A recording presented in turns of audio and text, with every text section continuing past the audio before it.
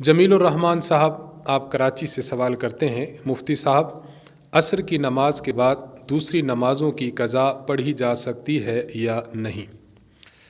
اس حوالے سے سمجھ لیجئے، صحیح مسلم حدیث نمبر 1103 حضرت انس بن مالک رضی اللہ عنہ سے مروی ہے، فرماتے ہیں کہ رسول اللہ صلی اللہ علیہ وسلم نے فرمایا، من نسی صلاۃً او نام عنہا، جو بندہ نماز بھول جائے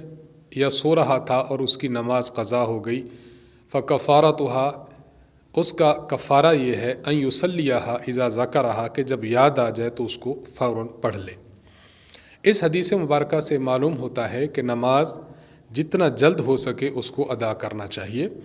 عصر کی نماز پڑھنے کے بعد نوافل تو مکروہ ہیں، لیکن اس حدیث مبارکہ کی روح سے وہ نماز جو انسان کے ذمہ ہے، قضا نماز ہے، تو قضا نماز پڑھنے کی گنجائش ہے۔ عصر کے بعد اگر کوئی شخص قضا نماز پڑھنا چاہے تو وہ پڑھ سکتا ہے۔